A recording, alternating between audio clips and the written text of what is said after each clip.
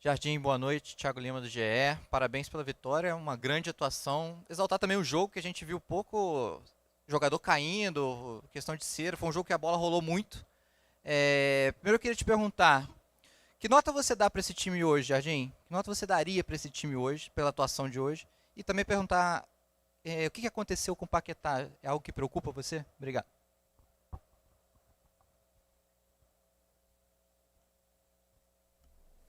Boa noite.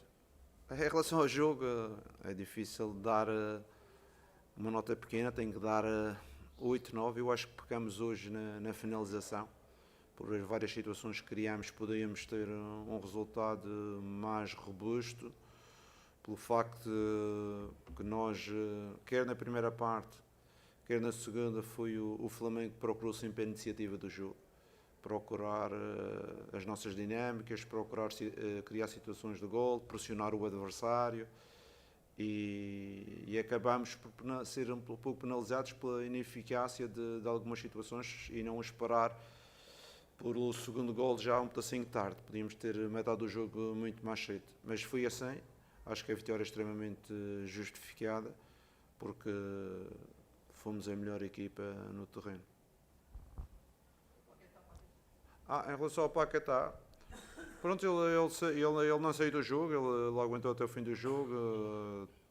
Tem ali uma pequena dor na parte exterior da perna direita. Vamos ver o que é.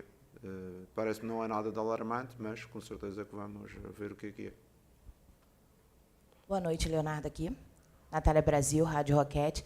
Queria perguntar para você, parabéns pela vitória, em primeiro lugar, mas o Flamengo, na quarta-feira, tem aí o primeiro compromisso pela Copa do Brasil e queria entender, dentro da tua programação com esse time, como você pretende chegar na disputa dessa competição, se existe aí um ranking de prioridade entre as competições. Então, queria te ouvir um pouquinho sobre isso. Eu acho que falei aqui há 3 dias atrás sobre prioridades. A nossa prioridade é sempre o próximo jogo, porque o Flamengo é uma equipa com a responsabilidade em todas as competições que entra, desde o Carioca à Taça do Brasil, à Libertadores, ao Campeonato. E com certeza que podemos trocar alguns jogadores, como temos feito até aqui, mas a responsabilidade máxima e uma postura máxima de forma a procurarmos dar o primeiro passo na qualificação contra uma equipa do Vitória, que é uma equipa intensa, que eu tive a preocupação de já vê-los contra o Corinthians, é uma equipa intensa, uma equipa de duelos, e nós temos que ser competentes de forma a conseguir um bom resultado em casa. Jardim aqui, boa noite, Cidão Marinho da Litoral News. Você vai para quarta-feira no terceiro jogo consecutivo em 3 competições diferentes, ainda em cima dessa última pergunta. O Flamengo já teve treinadores que falaram que quem muito quer, nada tem. Teve treinador que falou que é humanamente impossível ganhar as 3 competições. Como você avalia esse cenário? Com o elenco que o Flamengo tem, o investimento que foi feito e até a janela do meio do ano, para você, é possível conquistar as 3 competições? É um feito que nenhuma equipe no futebol brasileiro já conseguiu. Seria um feito inédito caso a sua equipe conquiste. Na sua visão, o Flamengo, pelo que vem jogando, pelo elenco que tem a capacidade de ser campeão de Copa do Brasil, Copa Libertadores Brasileiro numa mesma temporada? Obrigado. Não, assim, isso é uma pergunta que nem eu nem ninguém consegue responder. Mas o que eu posso dizer é nós jogarmos com responsabilidade, nós queremos ser competitivos em todas as provas, não deixar nenhuma prova de lado, porque não é agora que neste momento que se decide, não vai se decidir o Campeonato Brasileiro, não se vai decidir a Copa, mas é importante nós estarmos presentes para no segundo semestre termos essa possibilidade de disputar. Quando eu falo de nós continuarmos nas provas inteiros, porque com alterações em termos de equipa e com a rotação do elenco, permitir que na segunda fase a gente consiga estar inteiros nas 3 provas. Isso é que é o primeiro objetivo. Depois, ganhar 3 provas, como você disse na história, nunca ninguém ganhou, por isso a dificuldade que isso existe. E nós temos que ver uma coisa, antes do ganhar tem que haver o processo. Nós acreditamos no processo para que o processo depois dê em vitórias. Por isso, a nossa ideia é, neste momento, estarmos dentro desse processo que é qualificar a equipa para a próxima etapa da Taça do Brasil. Boa noite, Jardim, Bruno Castanha, canal Zona Rubro Negra. Eu concordo com o Thiago que ele falou de um grande jogo hoje disputado, né? O Bahia gosta muito de ter a bola também, assim como o Flamengo. O Flamengo hoje concentrando muito o jogo por dentro, pelo corredor central, até porque o Bahia joga com a linha de 4-1-4-1, mas virando para um 4-5-1. Foi essa a determinação, a tática para o jogo, para poder conseguir criar, né, bastante. O Flamengo teve muito volume, primeiro tempo, muita tomada de decisão errada, segundo você já falou, de finalização, mas foi essa a parte tática para poder quebrar essa linha, essa marcação do Bahia? Obrigado. Nós conhecemos bem o Bahia. O ano passado teve a felicidade de jogar 2 vezes contra o Bahia, com o mesmo treinador. É uma equipa que gosta de ter a bola. E quem gosta de ter a bola temos que os pressionar, que é para eles ter algumas dificuldades. Foi isso que fizemos em termos defensivos. Também ter a ideia que o Bahia é uma equipa que gosta de jogar por dentro, muito por dentro. E nós também cerramos um pedacinho os jogadores mais por dentro, numa segunda fase até com 3 jogadores do meio campo, na primeira fase com os pontas em termos defensivos um pouco mais por dentro. E em termos ofensivos, eu falei com os jogadores a importância de procurarmos o jogo de transição, algumas vezes que eles atacavam, e o jogo exterior, porque o Bahia fecha-se muito pela zona central e a gente tem que obrigá-los a ir a um corredor, a ir a outro corredor, jogar entre linhas, jogar no espaço. E aí é que no jogo entre linhas, uma vez ou outra, não tivemos as melhores decisões e acabamos por não criar mais. Mas só tem que valorizar os jogadores pela atitude, pela perseverança de manter o jogo sempre aceso. Há uma coisa importante que eu disse aos jogadores agora no fim. Muitas das equipas criam 1, 2, 3 e depois não conseguem fazer o 2-0 e as outras equipas fazem um remate e acabam por empatar o jogo. E eu disse, a gente teve a personalidade de conseguir 1, 2, 3, 4, 5 até matar o jogo. Depois de matar o jogo, gerimos um pouco mais a bola, baixamos um pedacinho mais a linha e conseguimos gerir o jogo de outra forma. Jardim, boa noite. Canal do Mauro Santana. Talvez, de todos os setores, aquele que você tem mais promovido uma alternância tem sido a lateral direita, no revezamento entre o Royal e o Varela. Hoje jogou o Varela. Esse revezamento é mais fruto de opção tática ou uma necessidade física ou ainda uma avaliação mais aprofundada de quem se encaixaria melhor no seu modelo de jogo? Neste momento a direita está entregue a 2 jogadores. Vocês sabem que o Varela é um jogador internacional, é um jogador que vai ter uma carga de jogos muito grandes. O Royal é um jogador que também é competente, diferentes características um do outro, e com certeza que a minha ideia é ir usando os dois sem matar o Varela e tendo sempre o Royal disponível para quando for necessário. Eu falei isto anteriormente, um treinador quando acredita nos jogadores não pode deixar um jogador sem jogar durante um mês e depois quando chamá-lo ele não está em condições de o fazer. Por isso, de 3 em 3 jogos, de 4 em 4 jogos, tem que haver sempre uma rotação para que os jogadores que ficam de fora consigam se apresentar no seu melhor nível também.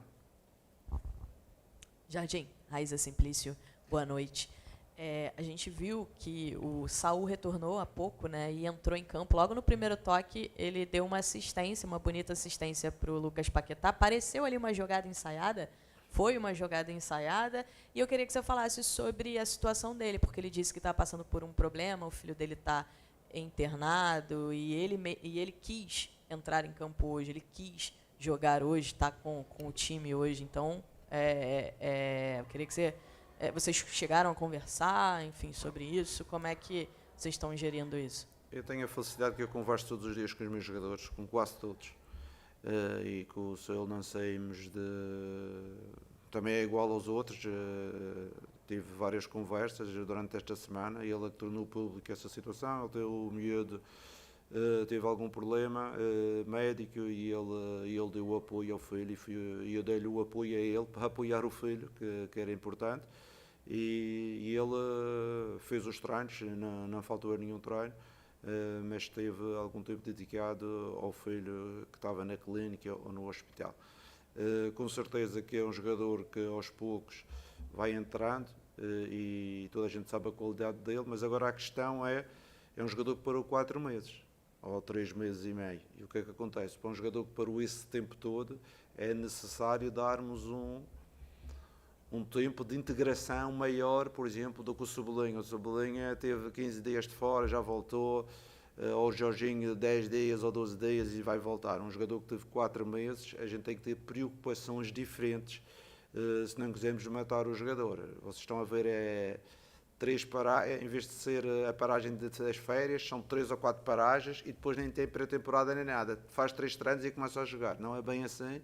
Eu já tive esta conversa com ele porque eu quero que o Zolo se integre na equipa, que ganhe condição e que a médio prazo também seja um jogador importante pela qualidade que ele tem. Jardim aqui, boa noite. O Boto deu uma entrevista essa semana na Flamengo TV e ele disse que você é um treinador mais aberto a receber jogadores encontrados pelo scout, jogadores sem muita vitrine que chegam com preço mais baixo.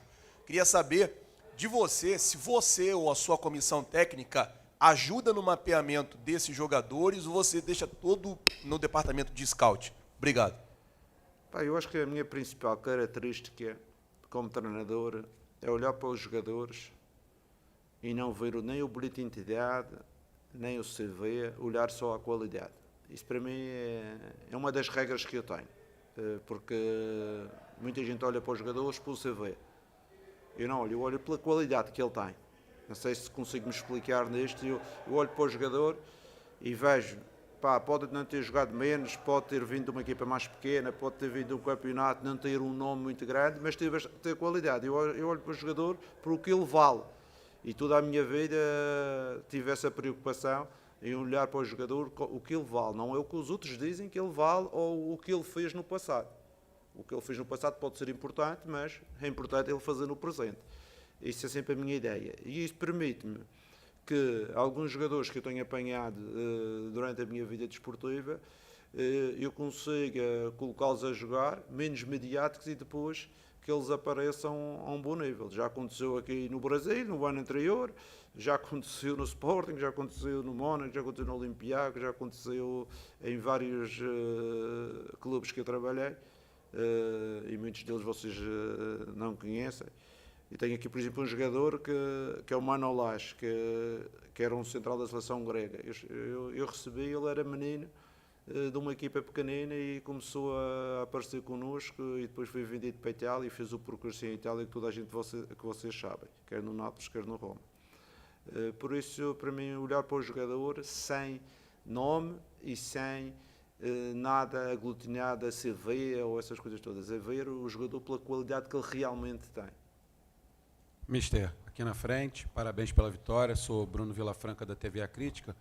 Eu queria pegar carona na pergunta do Mauro sobre a lateral direita, mas falar especificamente do Varela, porque desde que ele chegou ao Flamengo, ele tinha como concorrentes pela posição jogadores que aqui no Brasil a gente costuma dizer que são mais agudos, que era o Rodinei e depois o Wesley. E o Varela, por conta dos concorrentes ali pela posição serem jogadores que a gente estava muito mais acostumado a vê-los no campo de ataque, o Varela passava uma impressão, que eu até acredito ser uma falsa impressão, de que ele era um jogador mais defensivo. E hoje, eu estava prestando atenção no campo, e não só de hoje, mas também falando de hoje, o Varela, ele várias e várias vezes, mesmo com o time já ganhando, com o resultado ali, o Flamengo tentando controlar, ele passando em velocidade lá pelo lado direito, participando também bastante da fase ofensiva, fazendo cruzamentos. Eu queria que o senhor falasse um pouquinho dessa questão tática dentro do seu time, do Varela e da importância que ele tem tido para o Flamengo. Obrigado. O Varela é um jogador extremamente importante, como eu disse, ele e o Royal são jogadores diferentes. O Varela é um jogador que associa, além da capacidade que ele tem de profundidade no jogo, ele é capaz de associar num espaço mais curto. O Royal é um jogador que tem um movimento agudo muito mais forte, um melhor jogo aéreo. Eu acho que o Varela é mais técnico, é mais na associação, um sentido tático também muito bom. Ainda hoje falamos da segunda parte, da possibilidade de ele não levar nas costas, e a correção tática que fizemos correu muito bem. Pronto, são dois jogadores que, na minha opinião, dois grandes jogadores, um internacional como o Varela, mas como eu disse, eu não abdico de ter duas soluções, como temos também para o lado esquerdo, e no momento que eu quis, por exemplo, do lado esquerdo, vamos fazer uma comparação, que eu quis meter o Alex vários jogos seguidos porque o Ayrton estava tocado, vocês sabem qual foi o resultado. Mialgia de esforço, paragem, o Jorginho a mesma situação, 5 jogos seguidos, mialgia de esforço, paragem, e não quero isso. Eu quero que os outros jogadores joguem para que a gente tenha esta capacidade de rotatividade, mas jogar com qualidade. Porque eu falei com o Varela hoje fez 11 km, mais ou menos no meu GPS, ainda não vi. No jogo anterior, para o campeonato, ele também fez uns 11 km. Mas se ele jogasse os 3 jogos, ele não ia fazer esses 11 km. Ok? Porque, entretanto, quem fez os outros 10 ou 10.600 foi o Royal. Pronto, é este equilíbrio que nós temos e vejo também os jogadores percebem que para a forma que a gente quer jogar tem que haver uma certa frescura. Se não houver frescura vai ser difícil pressionar alto, é preciso encurtar linhas, tudo isso é muito mais difícil. E os jogadores sentem-se bem também na rotatividade para que, pô, eu estou mais fresco, vou ser capaz de fazer a tarefa. E por isso acaba por todos estarem felizes. Jardim, boa noite, à sua direita aqui. Rodrigo Cerqueira, do Grupo Globo.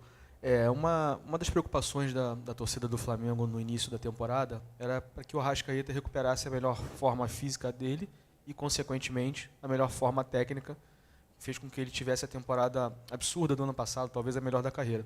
E ele vem mostrando uma evolução muito grande. Nos últimos 4 jogos foram 3 gols e jogos com características semelhantes. O gol que ele marcou hoje foi muito parecido com o gol da partida passada.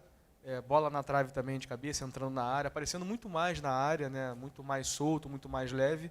Então, queria que você fizesse uma avaliação desse momento dele e dessa forma de jogar, que ele volta a cada vez mais estar perto do gol e sendo decisivo.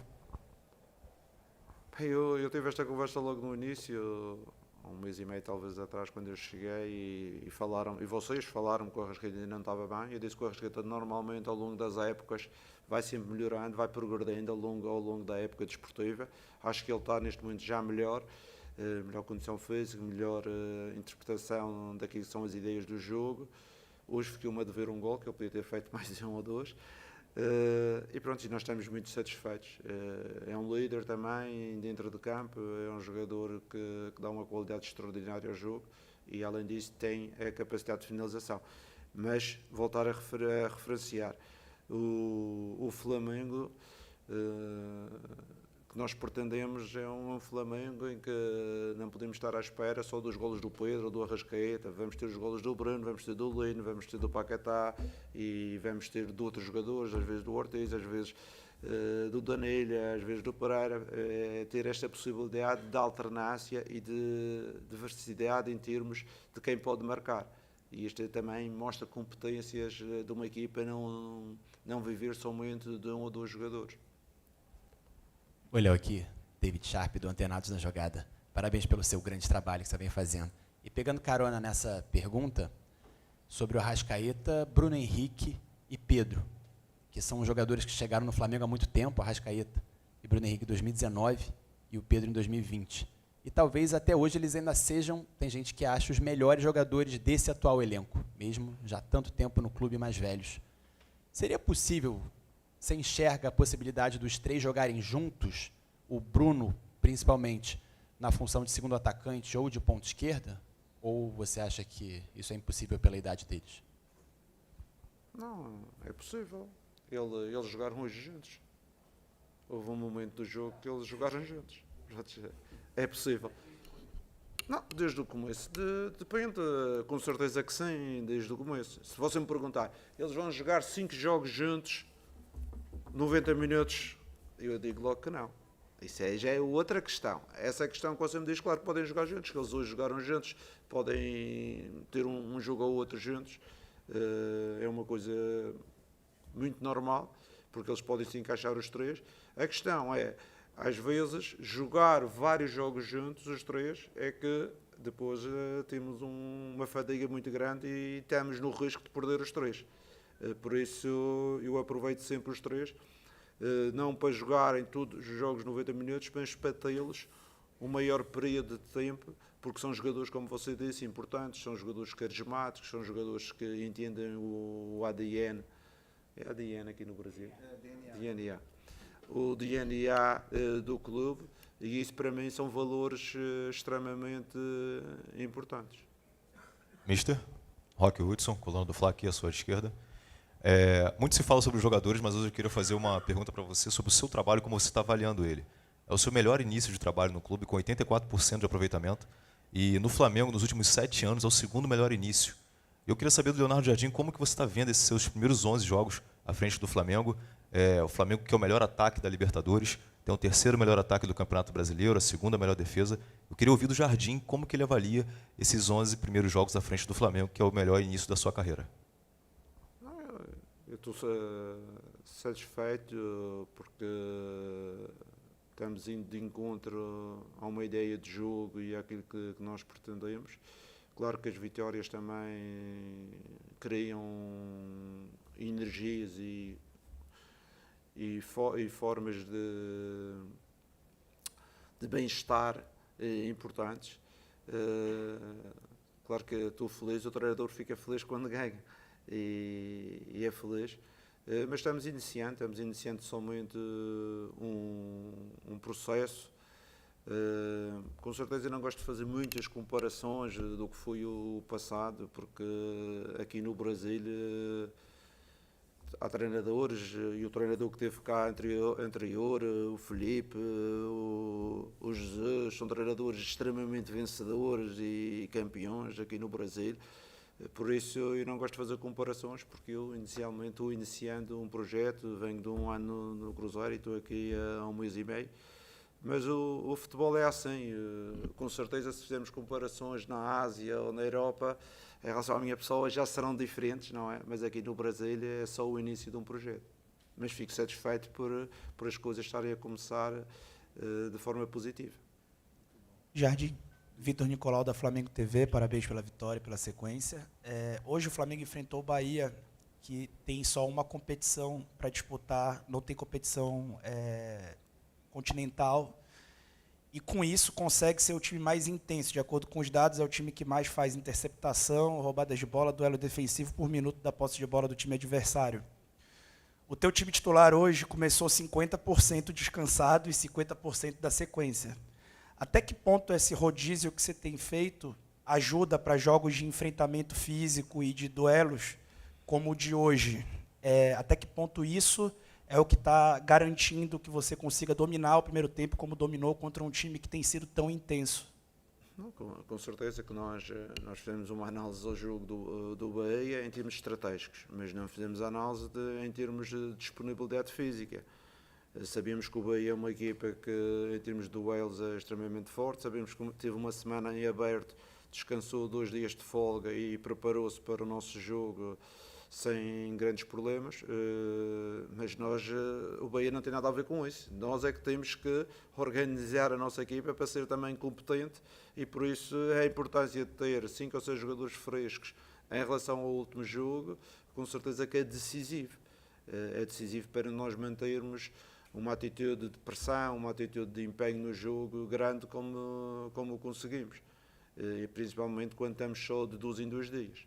E agora temos mais 2 dias para na quarta-feira voltar a jogar, e temos que perceber o que é que podemos melhorar, o que é que podemos disponibilizar para ter outra vez uma equipa ativa, uma equipa que propõe o jogo, uma equipa que agride o adversário na pressão, e tudo isto tem que ser decisões que temos de tomar em conjunto com os jogadores, em conjunto com a fisiologia, em conjunto com todo o staff do clube.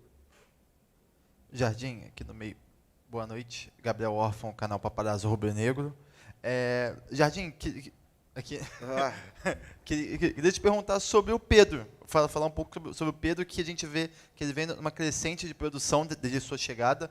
São 8 participações em gols, desde que você assumiu a equipe do Flamengo, 6 gols e 2 assistências, contando uma hoje. Há quem diga até que ele pode brigar por uma vaga na Copa do Mundo. Como é que você enxerga a importância desse jogador no seu time e essa crescente que ele vem tendo aí nos últimos tempos desde sua chegada? Obrigado. Já falamos várias vezes sobre esses dois assuntos. Copa do Mundo, é assim, todo jogador que joga no Flamengo pode representar a seleção do seu país.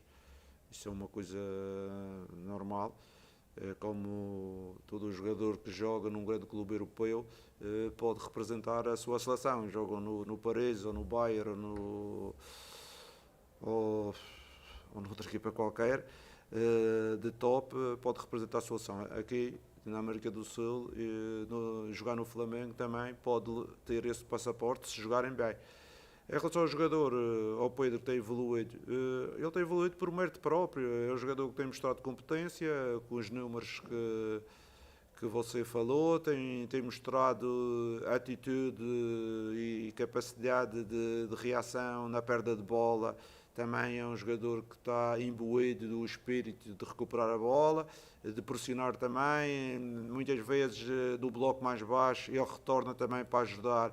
Ainda hoje vimos o Pedro a fechar no corredor direto e a fechar na zona central, quando o Arrasca ficou mais na frente, perdeu a ligação e ele voltou para fechar com o grupo. E esta solidariedade que ele mostra em relação ao grupo depois cria energias positivas para fazer as coisas que ele melhor sabe, que é fazer golos, flutuar entre linhas. Nisso ele é muito bom, e na outra parte ele tem-se dedicado, e eu como treinador valorizo, mas o grupo também valoriza o comportamento dele. Leonardo, boa noite. Júlio Miguel Neto, Rubro-Negro TV, essa é uma live de Fla. Você falou que conversa muito com os jogadores, né? E o De La Cruz é um jogador que vem entrando de forma recorrente, como há muito tempo não se via. Quando ele veio para o Flamengo em 2024, ele veio como o melhor meia das eliminatórias em 25. Em conversa com o Felipe, ele disse que conversou com um atleta que via ele como um volante. É possível a gente ver o De La Cruz jogar uma linha um pouco mais ofensiva, como ele veio contratado pelo Flamengo, respeitando essa dificuldade, né, física que ele tem, e o próprio Saúl também, você falou sobre voltando de lesão, vir com uma certa cautela, ele veio para suprir a saída do Gerson, e era um jogador que jogava um pouco mais avançado na Europa. Você vê Saúl e De La Cruz, jogadores que podem atuar um pouco mais avançados, e não só na função de segundo homem do meio campo, por exemplo? Boa noite. Com certeza que, eu já disse isto algumas vezes, nós, o Saúl, o Nick, o Paquetá, são jogadores que no meio campo têm alguma polivalência, não é? Se jogarmos com um número 10 tradicional, como o Arrascaeta, o Carrascal, acho que não serão as melhores condições para esses jogadores fazerem, podem desenrascar, mas para estarem no seu melhor. Mas são, por exemplo, num meio campo a 3, onde vais ter um volante mais fixo e depois 2 meias ou 2 segundos volantes, como acabamos o jogo hoje, como jogamos contra o Cusco, qualquer um deles pode jogar. São jogadores que sabem o jogo, interpretam bem as ações. Ainda hoje, se vocês verificarem, a gente estava com um problema ali entre Alex e Bruno, estava a aparecer sempre um meia nas costas deles dois a penetrar na nossa linha, e eu só disse a ele: vai jogar por dentro, vais fechar ali entre o Bruno e o Alex. Pronto, e isso, a situação já acabou, porque são jogadores que têm uma experiência internacional grande e que percebem o jogo. E o Nick é um jogador que pode jogar segundo volante, primeiro volante, ou um terceiro elemento no meio campo a 3.